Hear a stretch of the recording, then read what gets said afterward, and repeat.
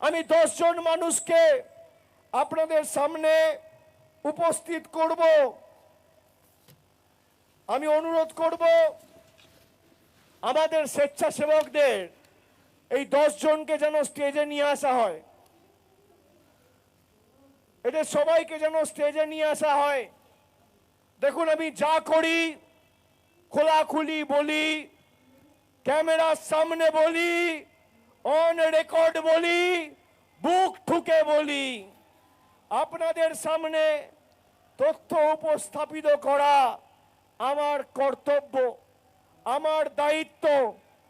10 জন মানুষকে আজকে আপনাদের সামনে আমি উপস্থিত করব। আমি নামগুলো পড়ছি, শুনুন।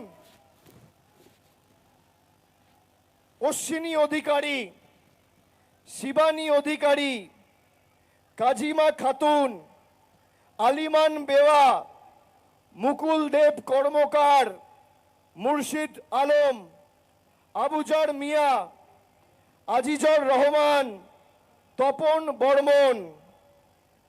এসছেন সবাই? আসুন আসুন আসুন দাদা, এখানে দাঁড়ান, আসুন। সব দেখতে পাচ্ছেন, এখানে সামনে দাঁড়ান, আপনারা সামনে দাঁড়ান।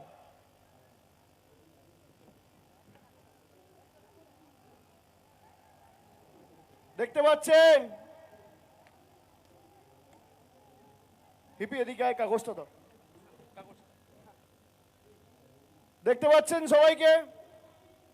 দেখতে পাচ্ছেন কি? পিছনে যারা আছে দেখতে পাচ্ছেন? হাত তুলে বলুন দেখতে পাচ্ছেন? দেখা যাচ্ছে? দেখতে পাচ্ছেন? সবাইকে দেখতে পাচ্ছেন না আমাকে একা দেখছেন? দেখতে পাচ্ছেন? আমার সাথে 10 জন রয়েছে, সবাই কুচবিহার জেলার মানুষ। এই মাটিতে জন্মেছে, বড় হয়েছে, এই মাটিকে পদে পদে সমৃদ্ধ করেছে। এই 10 জনকে বিজেপির দালাল ইলেকশন কমিশন আর মুখ্য নির্বাচন কমিশনার জ্ঞানেশ কুমার মৃত বলে ঘোষণা করেছে। এই 10 জন মানুষকে এদের ভোটার লিস্ট থেকে নাম কেটে দেওয়া হয়েছে, বলেছে এদের কোনো অস্তিত্ব নেই, এরা মৃত। আমার পাশে যারা আছে তাদেরকে কি মৃত মনে হচ্ছে? কি কুচবিহারের ভাইয়েরা জবাব দেবেন না? যারা এই মাটিকে বঞ্চিত করেছে, অপমানিত করেছে, তাদেরকে জবাব দেবেন না? আমার হাত ধরে যে মাসিমা দাঁড়িয়ে আছে, কত কষ্ট, তাও আমাদের সবাই এসছে।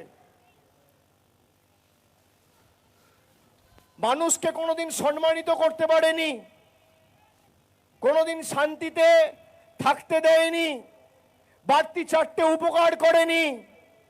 তার মৌলিক অধিকার সে যাতে প্রয়োগ না করতে পারে, তার ভোটাধিকার কেড়ে নেওয়া হচ্ছে। আমাদের জল, কল, রাস্তার টাকা খালি নরেন্দ্র মোদী আর অমিত শাহ সরকার বন্ধ করে রাখেনি, আমাদের ভোটাধিকার কেড়ে নিতে চেয়েছে এই দিল্লির জমিদার আর বিজেপির জল্লাদেরা। আগামী লড়াই এদেরকে উপড়ে ফেলার লড়াই, এদেরকে বিসর্জন দেওয়ার লড়াই, এই ছাইপাস আবর্জনাগুলোকে সাফ করবার লড়াই।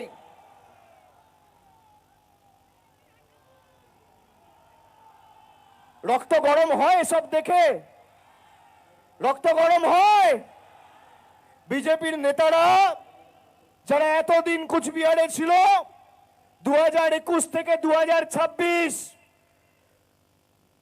2021 সালে 7 জন বিধায়ককে জিতিয়েছিলেন। পরবর্তীকালে দিনহাটা উপনির্বাচনে তৃণমূল জেতে। আজকে স্কোর কি? 9টার মধ্যে 3টে তৃণমূল আর 6টা বিজেপি। বিজেপিকে যত জেতাবেন আপনার অধিকার থেকে আপনি বঞ্চিত থাকবেন। আর তৃণমূল যতদিন ছিল, সাধারণ মানুষের উপর চোখ তুলে বিজেপির নেতারা তাকানোর দুঃসাহস দেখায়নি দিল্লি থেকে হোক বা মধ্যপ্রদেশ থেকে। আমি কথা দিচ্ছি, দিল্লি তৃণমূল কংগ্রেস যাবে।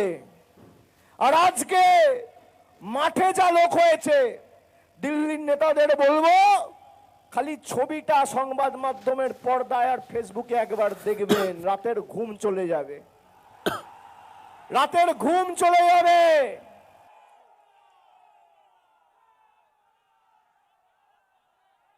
এই 1/3 মানুষ যদি দিল্লি যায় না, মাঠে যা লোক রয়েছে আর রাস্তায় যা লোক রয়েছে, তার 1/3 লোক যদি দিল্লিতে যায়, বিজেপির নেতারা বানের জলে ভেসে যাবে, পাওয়া যাবে না দেখতে।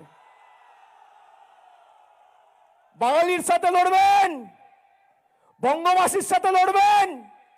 যারা আমাদের কালচার জানে না, সংস্কৃতি জানে না, আমাদের ঐতিহ্য জানে না, ইতিহাস জানে না, আমাদেরকে আপনাদের কাছ থেকে হিন্দু ধর্ম শিখতে হবে।